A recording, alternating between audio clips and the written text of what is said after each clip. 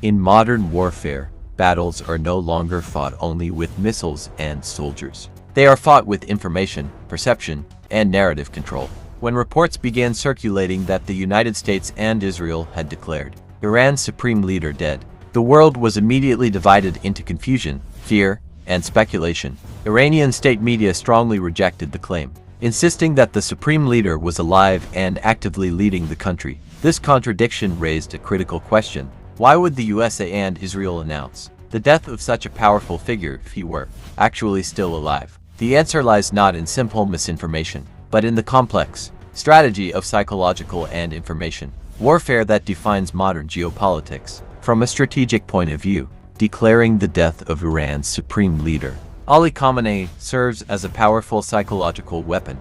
Leadership in Iran is deeply centralized around the supreme leader, and his symbolic authority is crucial for national unity, military command, and ideological control. By announcing his death, adversaries attempt to create uncertainty within Iran's political and military structure, potentially encouraging internal confusion, panic among supporters, and power struggles behind closed doors. Even if the claim is denied later, the initial shock can still weaken morale and trust inside the system. Another major reason for such a declaration is deterrence and perception management on the global stage. The United States and Israel both seek to project strength and dominance, especially during periods of heightened regional tension. Announcing that Iran's highest authority has been eliminated sends a strong message to allies and enemies alike. No target is beyond reach. This message can discourage Iran from escalating conflict and simultaneously reassure Western allies that decisive action is being taken. Information warfare also plays a crucial role in shaping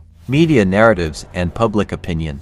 In the age of social media and 24-hour news cycles, the first version of a story often leaves the strongest impression, even if it is later challenged or corrected. By releasing such a dramatic claim, US and Israeli sources can dominate headlines, forcing Iran into a defensive position, where it must prove the leader is alive rather than advancing its own narrative. This tactic shifts the balance of control over the global conversation, even temporarily. There is also the possibility that such announcements are tied to intelligence ambiguity.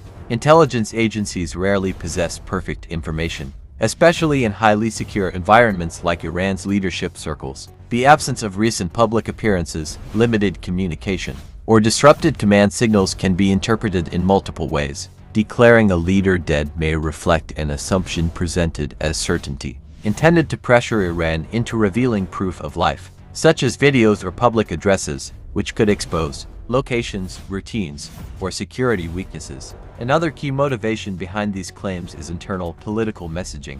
Governments often use foreign policy victories, real or perceived, to strengthen domestic support. Declaring the elimination of a major adversary figure can boost approval ratings, silence critics, and justify military spending or continued operations. Even if the claim is later softened or contradicted, the political impact at home may already have been achieved. For Iran, denying such claims is equally strategic. Admitting uncertainty or silence could damage internal stability, encourage protests, or embolden opposition forces. By firmly stating that the supreme leader is alive and in control, Iran aims to maintain continuity, authority, and resistance. In this sense, both sides may be engaging in parallel narrative warfare, each prioritizing perception over immediate verification.